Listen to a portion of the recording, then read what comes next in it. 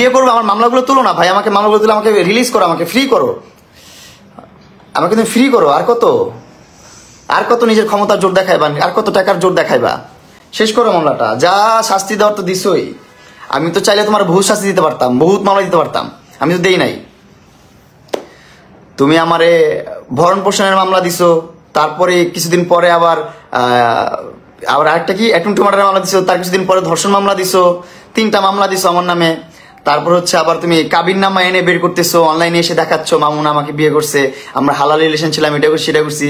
কত ধরনের রং ডং, কত অ্যাটেনশন নিতেছো মানুষের মানে নিজেও হাসির পাত্র হচ্ছ, আমাকেও হাসির পাত্র বানাইতেছো। হঠাৎ করে লাইভে এসে কান্নাকাটি শুরু করে দিয়েছে প্রিন্স মামুন। সে লাইলাকে উদ্দেশ্য করে এমন কিছু কথা বলতেছে, লাইলাকে বলতেছে তাকে যেন মাফ করে দেওয়া হয়। তার বিষয়ে যেই সমস্ত মামলা করেছিল বা যেই মামলাগুলো চলতেছিল সেই মামলাগুলো কিন্তু উঠিয়ে নেওয়ার একটা কথা বলতেছে প্রিন্স মামুন। হ্যাঁ দর্শক, বর্তমান সময়ের অন্তর্বর্তীকালীন সরকার বিগত সালে যেই মামলাগুলো ছিল সেই মামলাগুলো নিয়ে কিন্তু এখন চলতেছে বা সেই মামলাগুলো নিয়ে কিন্তু এখন ঘাটাঘাটি হচ্ছে, যার কারণে কঠিন ভয়ে আছে প্রিন্স মামুন। যার জন্যই কিন্তু সে হঠাৎ করে লাইভে এসে এরকম কান্নাকাটি করতেছে, এমন কিছু কথা বলেছে, এমন কিছু টপিক নিয়ে সে কথা বলেছে, আপনারা শুনলে জাস্ট রীতিমতো অবাক হয়ে যাবেন। আওয়ামী লীগ সরকারের আমলে তার হয়তো অনেক বন্ধু বান্ধব ছিল, কিন্তু বর্তমান সময়ে তার কি হবে এই সব কিছু নিয়েই কিন্তু সে নতুন একটি লাইভ করেছে।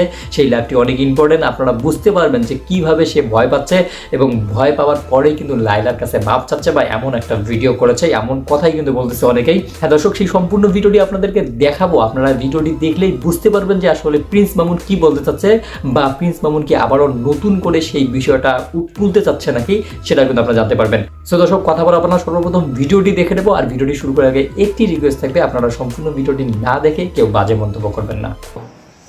আর কত নিজের ক্ষমতার জোর দেখাইবা, আর কত টাকার জোর দেখাইবা? শেষ করো মামলাটা, যা শাস্তি দেওয়ার তো দিছই। আমি তো চাইলে তোমার বহুত শাস্তি দিতে পারতাম, বহুত মামলা দিতে পারতাম, আমি তো দেই নাই। তুমি আমারে ভরণ পোষণের মামলা দিছো, তারপরে কিছুদিন পরে আবার আরেকটা কি অ্যাটেম্পট টু মার্ডারের মামলা দিছো, তার কিছুদিন পরে ধর্ষণ মামলা দিছো, 3টা মামলা দিছো আমার নামে। তারপর হচ্ছে আবার তুমি কাবিননামা এনে বের করতেছো, অনলাইনে এসে দেখাচ্ছ মামুন আমাকে বিয়ে করছে, আমরা হালাল রিলেশন ছিলাম, এটা করছি সেটা করছি।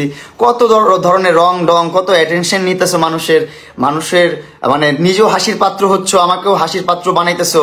এগুলো বাদ দাও, এগুলো আর কত করবা? এগুলা হিজড়া নিয়ে ঘুরো, হিজড়াদেরকে দিয়ে পোস্ট করাও, হ্যাঁ ভাই ব্রাদারকে নিয়ে ঘুরে সেগুলো দিয়ে পোস্ট করাও, মানে সব একবারে জুড়াই নিচ্ছ, একবারে বসছো ফিল্ডে নামছো, ভালো হবে। হ্যাঁ, মেয়ে মানুষ তো ছড়াই রাখলে মানে ভাত ছিঁড়ে লেখাপড়াও পড়ে না, এরকম আর কি বিষয়টা না? বাদ দাও এসব সাধু কথা বাদ দিয়ে, এই যে সুন্দর মুখটা বাদ দিয়ে সুন্দরভাবে একটা কাজ করো, তখন মানবো যে তোমার সুন্দর মুখ আছে, সুন্দর মনও আছে। মনের মধ্যে তিতা আর মুখের মধ্যে মিঠা রেখা লাভ নেই।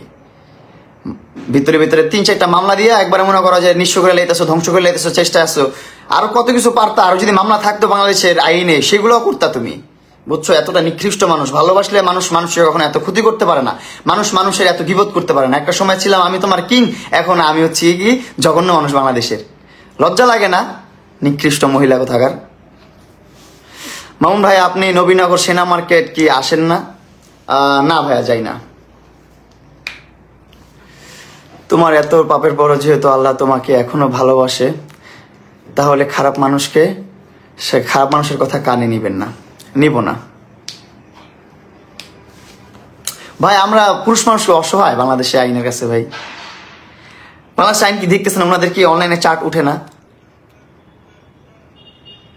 কিভাবে হয় এইগুলা? আমার কাছে ওই কপিটাও আছে, যে কপিটা হচ্ছে যে ও করছিল ভাটারা থানায়, যে ভরণ পোষণের মামলা কে করে? ভরণ পোষণ মামলা কে করে?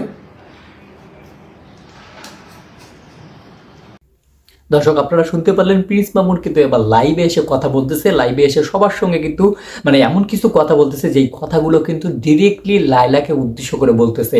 মানে বেশ কিছুদিন ধরে তারা কিন্তু সোশ্যাল মিডিয়ার মধ্যে নাই বা সোশ্যাল মিডিয়ায় তাদেরকে নিয়ে কোনো রকম কথা বলা হচ্ছে না। তারা এই সুযোগটাই কিন্তু নিচ্ছে যে কিভাবে আবারও ট্রেন্ডিংয়ে আসা যায়, কিভাবে আবারও পূর্বে যেই নাটকটা ছিল সেই নাটকটা আবারও ব্যাক করা যায়।